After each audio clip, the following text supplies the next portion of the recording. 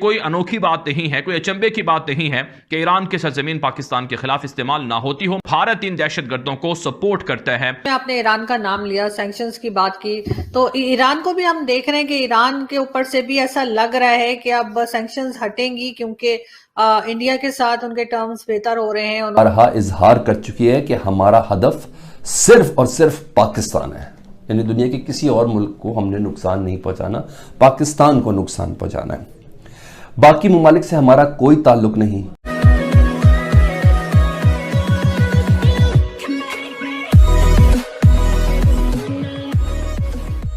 नमस्कार दोस्तों, अब ईरान की बारी आई है कि भी ईरान से हमला हुआ है और यहाँ पर इंडिया ने डेफिनेटली सपोर्ट किया होगा और टीटीपी और बलोच वहाँ पर उन लोगों को इस्तेमाल किया गया होगा। टीटीपी मतलब तहरीक तालिबान पाकिस्तान, और बलोच वाला तो चल ही रहा है, हम सबको पता है। बलोची लोग जो है वो चाहते हैं, बलोच लोग जो है वो चाहते हैं कि भाई वो उनको पाकिस्तान से आज़ादी मिले। अब देखिए, पाकिस्तान में मेजोरिटी सुन्नी है, ठीक है, अब वो भी आर्टिफिशियल सुन्नी है, पहले हिंदू ही थे और फिर कन्वर्ट हुए। और अगर आप ईरान की बात करो तो मेजोरिटी शिया है, पहले से ही इनकी नहीं पटने वाली। 1947 से अब तक हमने नहीं सुना कि भाई ईरान और पाकिस्तान के रिलेशन इतने मजबूत हो गए कि भाई दोनों भाई भाई, भले ही दोनों मुसलमान, लेकिन भाई भाई वाली सिचुएशन कभी नहीं आई है। और उल्टा ये होता है कि जब भी ईरान को मौका मिलता है कि भाई यहाँ से पाकिस्तान को नुकसान पहुँचाया जा सकता है, वो कभी भी मौका नहीं छोड़ते। इवन इंडिया को भी अनलिमिटेड सपोर्ट करते हैं। तो यहाँ पर यही बात हो रही है कि भाई ईरान की ज़मीन को यूज़ किया जा रहा है। इसी के साथ ही वीडियो शुरू करते हैं। की सरजमीन पाकिस्तान के खिलाफ हाल ही में इस्तेमाल हुई है, जिसके अंदर पाकिस्तान की फौज को भारी नुकसान बर्दाश्त करना पड़ा है। बिलखुसूस बलूचिस्तान के अंदर जो ईरान से आने वाले दहशतगर्द थे, उन्होंने अफवाज पाकिस्तान के कैंपों पर हमला किया, अफवाज पाकिस्तान की चेक पोस्टों पर हमला किया, नोशकी के अंदर है। और इसी तरह से पंजगूर के अंदर जो हमला हुआ, जिसके अंदर अफवाज पाकिस्तान के 10 जवान शहीद हुए और कई जख्मी हुए, जो एक बड़ा हमला था जो कलअदम बलूचिस्तान की दहशतगर्द तंजीमों ने किया, जिनके बारे में अफवाज पाकिस्तान और खुफिया इदारों का दावा है कि वो ईरानी सरजमीन से आए थे और उनके पास जो असलहा था वो भारतीय साख्ता असलहा था।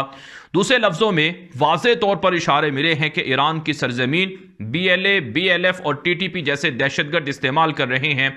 दरअसल बलूचिस्तान के अंदर दहशतगर्दी में जितनी कार्रवाइयाँ हो रही हैं, जितने वाक़यात होते हैं, इनके अंदर असलहा भारतीय साख्ता होता है, अमरीकी साख्ता होता है और भारत इन दहशतगर्दों को सपोर्ट करता है। अफगानिस्तान के अंदर तालिबान हुकूमत आने के बाद दहशतगर्दों ने रुख कर लिया है ईरान की सरजमीन का। बिलखुसूस भारत के जो कौंसल खाने थे वो अफगानिस्तान से बंद हुए हैं, जो दहशतगर्दी के अड्डों और मराकज़ के लिए इस्तेमाल होते थे। अब जो ईरान के अंदर भारत के कौंसल खाने हैं वो पाकिस्तान के खिलाफ इस्तेमाल होते हैं। तो इस बीच में आपने ईरान का नाम लिया, सैंक्शंस की बात की, तो ईरान को भी हम देख रहे हैं कि ईरान के ऊपर से भी ऐसा लग रहा है कि अब सैंक्शंस हटेंगी क्योंकि इंडिया के साथ उनके टर्म्स बेहतर हो रहे हैं। उन्होंने अपनी, जैसे हमने रास्ता नहीं दिया था, खैर अब दे दिया है, कहा है कि जी आप गंदम ले जा सकते हैं पाकिस्तान के थ्रू, लेकिन उन्होंने फिर ईरान से रिक्वेस्ट की थी और ईरान के थ्रू सब कुछ हो रहा था अफगानिस्तान के लिए। तो कहीं ना कहीं लोग ये बात भी कर रहे थे कि अब ईरान को जो है वो इंडिया से सपोर्ट मिलेगा और शायद सैंक्शंस हट जाए। नहीं, सैंक्शंस हट रही है, बिल्कुल हट रही है, क्योंकि ईरान के साथ डायरेक्ट टाक चल रही है। इस वक्त डायरेक्ट बात हो रही है, कर ली जाए या पाकिस्तान की जो है आप कर लें एंटी इंडिया पॉलिसी, या चाइना के साथ जाना, या अफगानिस्तान में फिले और उनका पाकिस्तान का। तो इस वजह से ईरान जो है इस वक्त काफी बेहतर सिचुएशन में है फॉरेन पॉलिसी के हवाले। इजहार कर चुकी है कि हमारा हदफ सिर्फ और सिर्फ पाकिस्तान है, यानी दुनिया के किसी और मुल्क को हमने नुकसान नहीं पहुंचाना, पाकिस्तान को नुकसान पहुंचाना है। बाकी ममालिक से हमारा कोई ताल्लुक नहीं। मालूम नहीं कि इस वाज़े मौक़िफ़ के बावजूद क्यों पूरी दुनिया पाकिस्तान की बोली बोल रही है। बोली से मुराद यह है कि TTP का ताल्लुक अलकायदा से है, TTP का ताल्लुक दाइश खुरासान से है। पाकिस्तान का यह कहना है कि TTP पर ज़मीन तंग हो चुकी है, इसलिए बारहा मुज़ाकरात की पेशकश करती आ रही है। ये एक बेबुनियाद बात है।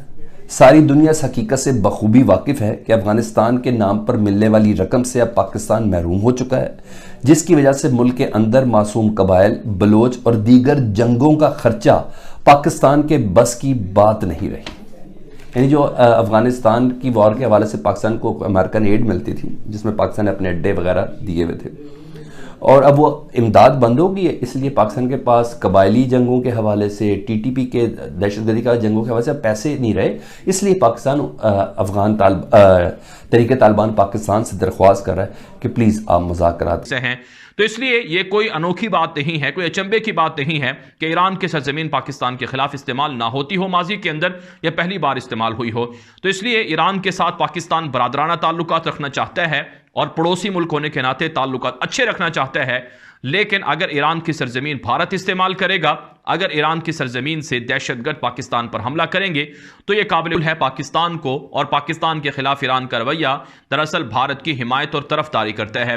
नाज़रीन, आप जानते हैं भारत और ईरान मिलकर चाबहार पोर्ट बना रहे हैं जो गवादर पोर्ट के मुकाबले में है, और इसी तरह से भारत ईरान के साथ मिलकर अफगानिस्तान के अंदर मुख्तलिफ नए मंसूबे भी शुरू किए हुए हैं और तालिबान को भी अपने साथ मिलाना चाहता है, सी पैक से दूर करना चाहता है कि ये बयानिया किसी जहादी तंजीम का है, ये बयानिया